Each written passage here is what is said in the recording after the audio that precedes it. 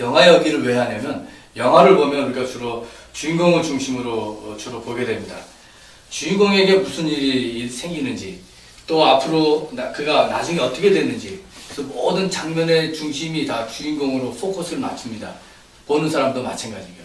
그래서 저는 언젠가 어느 순간부터는 주인공이 아니라 조연의 입장에서 한번 영화를 보기 시작했어요. 재밌더라고요.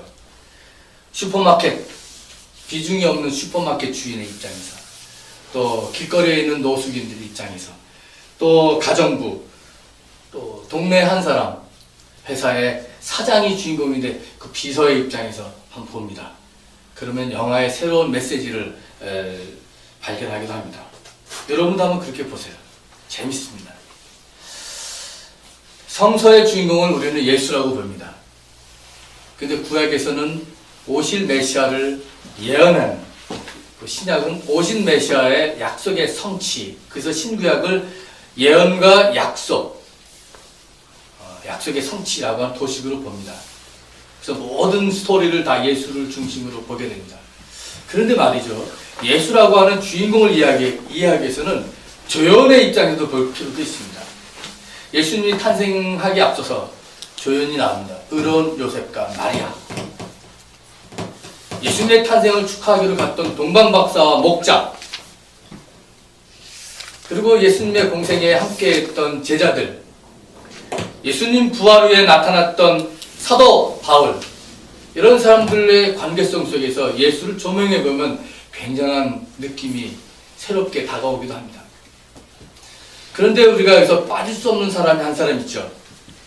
그것이 바로 오늘 본문에 나오는, 요한복음 본문에 나오는 세례자 요한입니다. 세례자 요한도 빠질 수 없는 조연의 역할을 잘 감당했습니다. 세례자 요한을 등장하기에 앞서서 요한의 어머니 엘리자벳이 나오고 예수님의 어머니 마리아가 나옵니다. 엘리자벳과 마리아는 비슷한 시기에 임신을 하게 되고 두 아이를 낳게 됩니다. 그래서 예수와 세례 요한은 어릴 때 만났을지도 모릅니다. 아마 청소년기도 같이 보냈고 청년기도 같이 보냈을 것입니다. 함께 만나서 인생을 진지하게 고민했을 것입니다. 하나님이란 무엇인지 신앙에 대해서도 질문했을 것입니다. 나라를 빼앗긴 젊은 청년으로서의 나라의 독립과 해방을 위해서도 밤샘 토론, 100분 토론도 했을 것 같습니다. 이제 그들이 성장하여 이제 서로 각자의 길을 가게 되었습니다. 물론 큰 구도자의 길을 갔지만 둘은 비슷하면서 달랐습니다. 세례자 요한은 메뚜기와 석청만 먹고 낙타 가죽으로 된 옷을 입고 요단 강야에 살면서 사람들에게 회개의 세례를 베풀며 살았습니다. 세례자 요한은 금욕을 강조하며 살았던 엄격한 SNF파의 영향을 받은 것 같습니다. 아니면 적어도 그런 금욕주의 종파의 대표자처럼 보였습니다. 당대의 지도자인 세례 요한은 마지막에 헤롯의 불륜을 고발하여서 참수형을 당했습니다. 요한이 좀 더 오래 살려고 했으면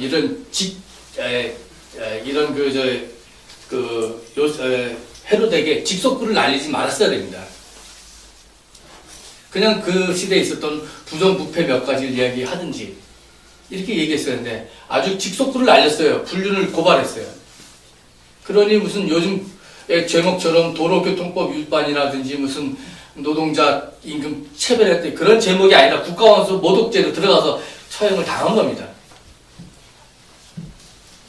그런데 이에 비해서 예수는 좀 달랐습니다.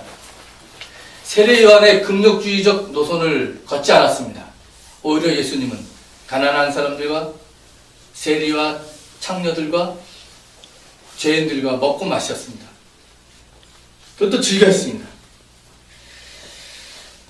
임박한 하나님 나라를 선포했던 두 사람은 이렇게 방법에 있어서 차이점이 있었고 삶의 스타일도 달랐습니다. 이런 예수의 방법을 세례자 요한의 눈으로 보았을 때는 참 그가 너무 온건하고 느긋하다고 느꼈을 것입니다. 급박한 하나님 나라를 임박했다고 회개하라고 도끼가 나무 밑둥에 놓였다고 선포한 요한의 말씀에 비추어서 예수는 어쩌면 현실 인식도 부족한 보수적 사람으로 비추이지 않았을까요? 반면에 바리새인들과 사두개인들과 집권자의 눈으로 보았을 때는 예수는 위험스러운 불순부자였고 과격한 사람이었습니다.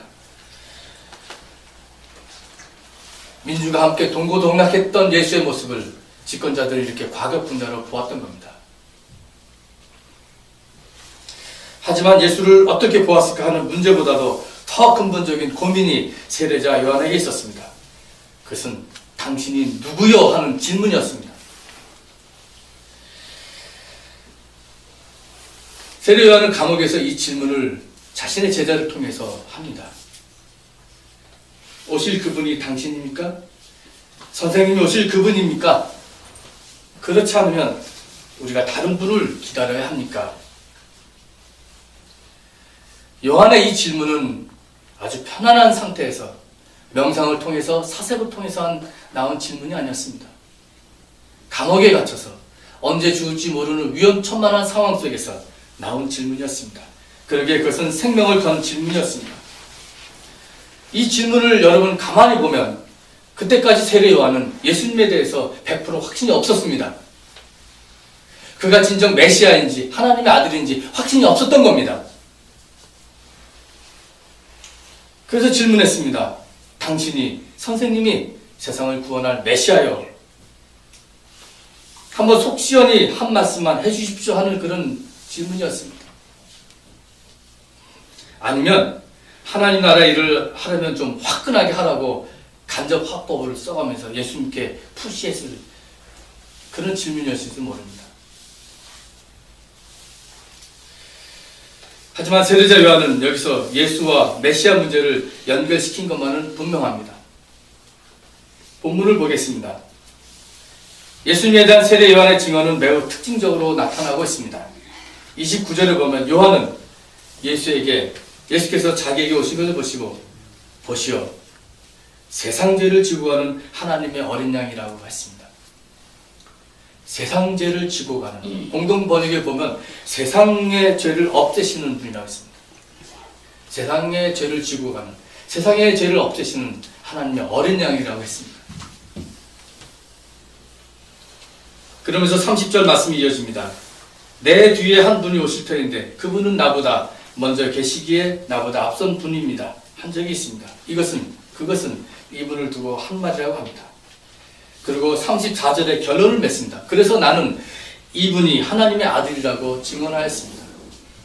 결론은 하나님의 아들이라고 증언했지만 시작은 저분은 세상의 죄를 지고 가는 하나님의 어린 양이라고 시작했습니다. 저는 이 설교 말씀을 준비하면서 이 대목에서 많은 고민을 하고 묵상을 했습니다. 세상 죄를 지고 가는 하나님의 어린 양이 도대체 무슨 뜻인가? 이 세상을 구원하신 하나님의 아들은 편안한 궁전에 앉아서 사람들의 죄를 사하여 주는 왕자가 아니었다. 이런 생각이 들었습니다. 높은 성전에 앉아서 사람들의 존경을 받아가면서 절기 때가 되면 세상의 죄를 사해 주는 사제가 아니었다.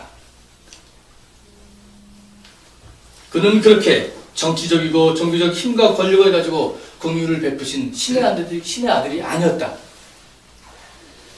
오히려 나약한 한 마리의 어린 양이 되어서 세상의 죄를 지셨습니다.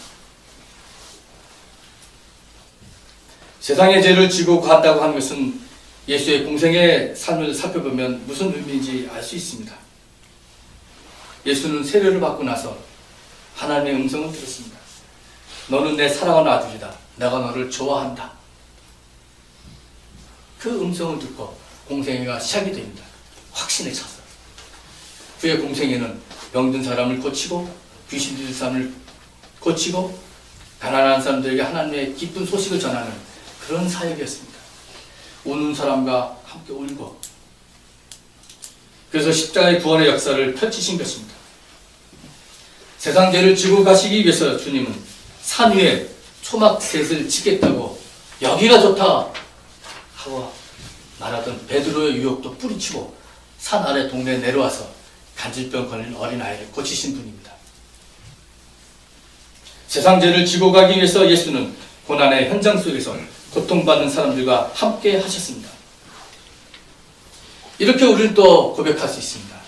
세상 죄를 지고 가신 어린 양은 서아프리카에서 흑인들이 백인의 총에 의해서 강제로 사로잡혀서 쇠고랑을 차고 배에 실려서 대서양을 건너올 때 그들과 함께 쇠고랑을 차고 계셨다. 그리고 노예상선에서 실려올 때 많은 흑인들이 죽었는데 그들과 같이 죽었다. 예수는 흑인이 되어 백인의 지배 속에서 모진 억압과 멸시를 다 받아가면서 사탕수수밭에서 밀밭에서 일했다. 예수는 일제강점기 한국 젊은이들과 함께 징용에 끌려가서 일본의 징용에 끌려가서 탄광에서 조선소에서 강제 노동을 하다가 히로시마 나가사키에서 먼저 턱탕 맞고 피폭당하고 죽었다. 예수는 일본 군인들에게 전쟁터에서 한국 소녀들과 함께 강제로 강간당했다. 이러한 고백이 나와야 됩니다. 제가 영화 얘기를 또 한번 하겠습니다. 제가 영화 귀향이라고 하는 영화를 봤는데 굉장히 저의 마음을 터치한 한 장면이 있었습니다. 카메라 감독이 카메라를 위로 찍었어요. 칸막이 쫙 되어 있었어요. 위안부로 끌려간 소녀들이 동시에 일본 군인들에게 강간을 당하는 그 모습을 찍었어요. 동시에 수많은 소녀들이. 저는 그 순간 느꼈습니다. 예수가 강간당하고 있다. 저 순간에 예수가 강간당하고 있다고 느꼈습니다. 그 영화 보면서.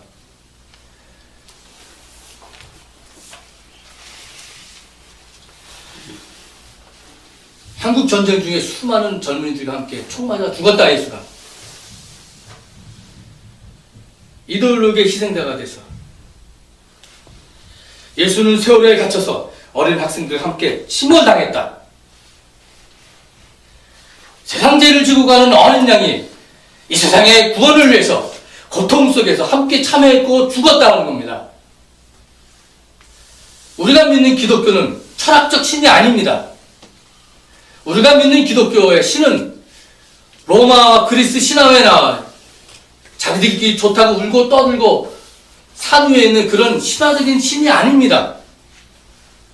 인간의 고통 속에 들어와서 죽음 속에서 함께해서 그래서 그곳에서 우리의 구원을 여신 하나님의 아들 예수입니다. 그것을 세례 요한이 어린 양으로 본 것입니다. 지금도 예수는 팔레스타인 땅에서 이스라엘 군인들에게 총 맞아 죽고 있습니다. 시오니즘에 푹 빠져있는 한국 기독교는 이 죽어가는 예수를 볼 수 없습니다. 팔레스타인 땅에서. 집단적 고난과 죽음을 말하는 겁니다. 저는 지금. 물론 우리가 나이가 들으면 병들어 다 죽습니다. 그건 축복입니다. 하나님의 그 생명의 신비에 들어가는 축복입니다. 몸이 아파서 나이가 들어서 누구든지 다 죽습니다.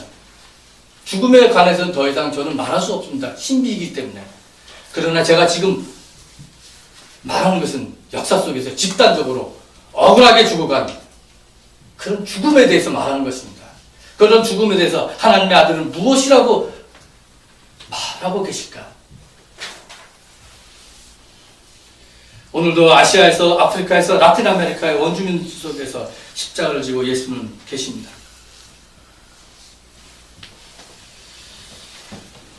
물론 개인적인 우리의 삶 속에도 예수는, 그리스도는 우리의 어려움 속에 함께하고 계십니다.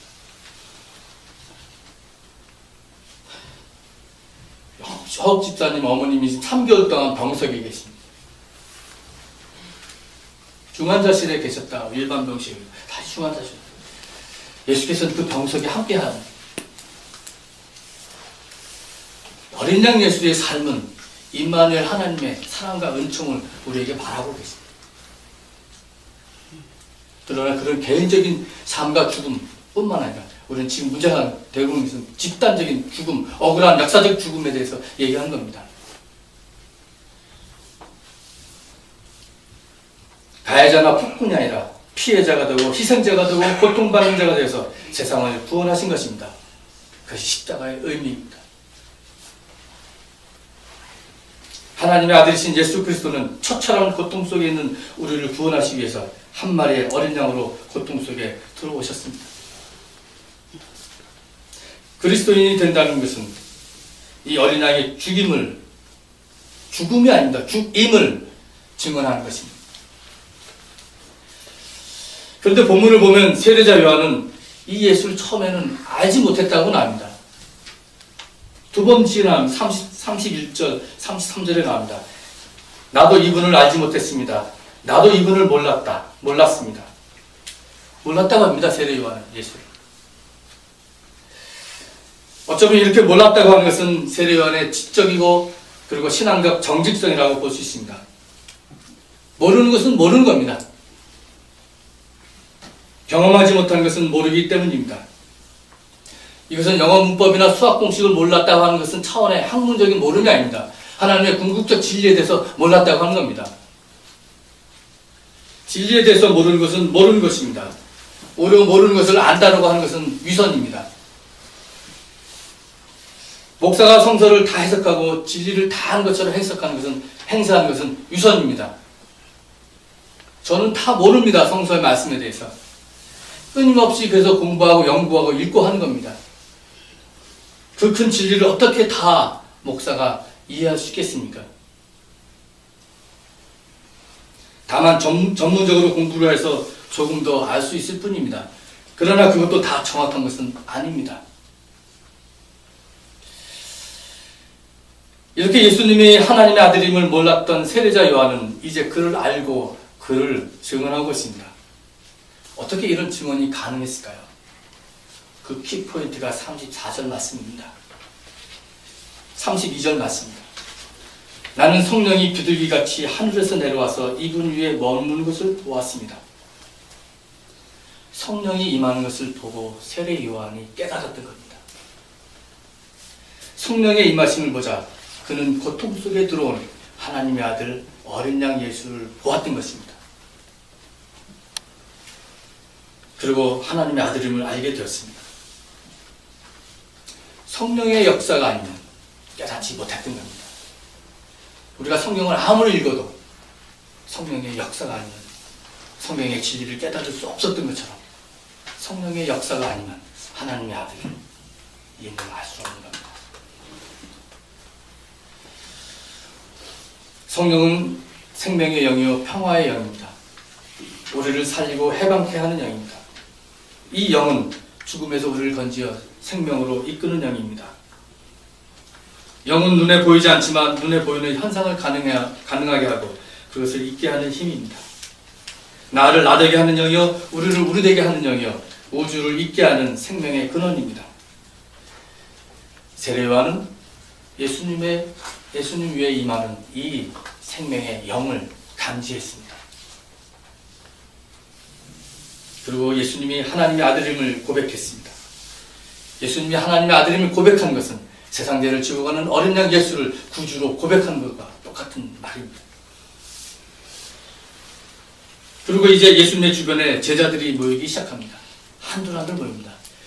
세례 요한의 제자였던 두 사람이 예수의 제자로 갑니다. 그 중에 한 사람이 안드레입니다. 안드레는 예수를 발견하고 나서 자기의 형 시몬 베드로에게 갑니다. 그리고 말합니다. 우리가 메시아를 만났다. 그리고 그 시몬 베드로로 예수님께 갑니다. 오늘 읽은 본문 뒤에도 계속 이런 제자들이 함께 모이는 모습이 나옵니다. 빌립과 나다나엘입니다. 이렇게 이제는 하나님 나라를 위해서 예수와 그의 제자들이 하나의 서클을 형성하게 됩니다.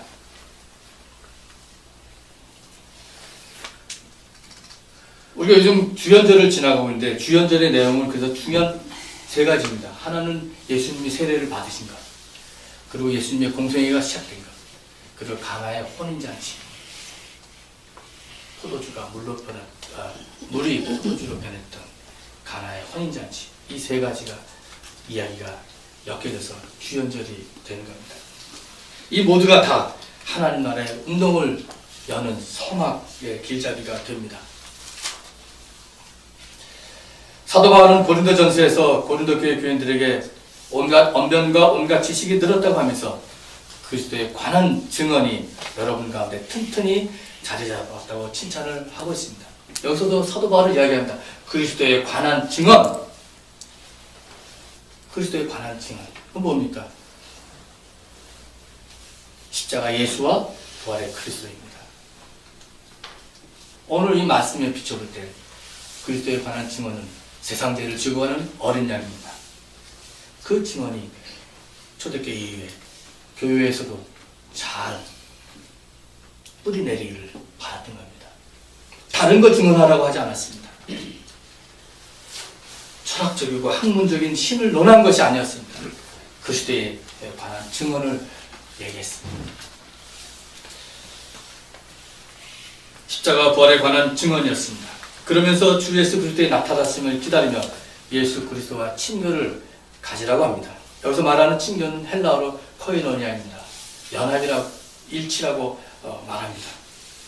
영어 성경을 보면 이 친교를 펠로십이라고 번역되어 있고 또는 다른 영어 성경을 보면 원더풀 프렌드십이라고 나옵니다. 펠로십, 프렌드십, 예수와 맺는 그 관계를, 친교를 이렇게 번역하고 있습니다. 어떤 번역이든지 이 친교란 예수님과 깊은 관계를 맺는 것을 말하고 있습니다.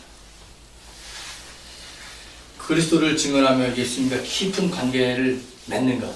아니, 예수님과 깊은 관계에 들어가야, 친교의 관계에 들어가야 우리는 그리스도를 증언할 수 있는 겁니다. 그렇습니다. 예수 그리스도의 깊은 사귐과 친교의 관계는 어린 양으로 오셔서 세상의 죄를 지고 가신 주님을 우리의 구주로 고백하며 그분을 증언하게 합니다. 신실하신 하나님께서 우리를 부르시어 십자가를 지신 주님과 깊은 친교의 관계를 맺게 하십니다. 이 친교의 관계는 역사의 현장 속에서 그리고 지금도 세상 죄를 지고 가신 어린 양을 증언하며 나와 우리의 공동체 삶 속에서 그리고 삶을 통해서 예수 그리스도의 그 삶과 죽음과 부활을 증언하는 겁니다. 십자가 예수와 부활의 그리스도가 여기서 만나는 겁니다.